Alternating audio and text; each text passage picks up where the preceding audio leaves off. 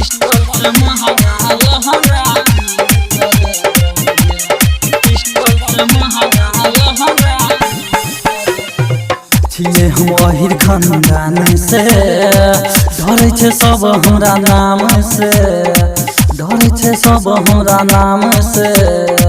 छिए हम अहिर खानदान से डरै छे सब हमरा नाम से जदि लहरै ल पड़तै त लड़बोगे आगे जेल से दहिया निकल के बहरा एबोगे आ पिस्टल से महंगा लहंगा कीन के देबोगे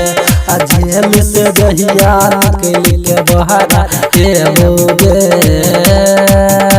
आ पिस्टल से महंगा लहंगा कीन के देबोगे हाँ देबोगे पिस्टल से महंगा लहंगा पिस्टल से महंगा लहंगा DJ Sunny Boss. हम यदुवन से खातिर जिला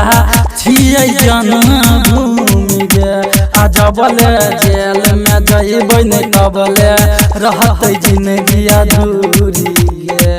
रहि जेतै अधूरी गे हमारा सब यदुवन से खातिर छियै गेल जन्मभूमि गे आ जबले जेल नै जेबै तबले रहतै जिंदगी अधूरी गे पैसा जायदा तोरा की बतैबोगे आगे जेल से जहिया निकल के बहरा एबोगे आ पिस्टल से महंगा लहंगा कीन के देबोगे आ जेल से जहिया निकल के बहरा एबोगे आ पिस्टल से महंगा लहंगा कीन के देबोगे हाँ देबोगे पिस्टल से महंगा लहंगा कीन के देबोगे पिस्टल से महंगा लहंगा कीन के DJ Sunny Boss.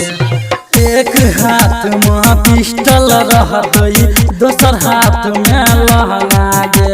आ एतो बाराती शादी में तोरा परतो बड़का महंगा गे परतो बड़का महंगा गे एक हाथ में पिस्टल रहतै दोसर हाथ में लहंगा गे आ एतो बाराती शादी में तोरा परतो बड़का महंगा गे परबिन अन्न समी बोस एबोगे आगे जेल से जहिया निकल के बहरा एबोगे आ पिस्टल से महंगा लहंगा कीन के देबोगे आ जेल से जहिया निकल के बहरा एबोगे आ पिस्टल से महंगा लहंगा कीन के देबोगे हाँ देबोगे।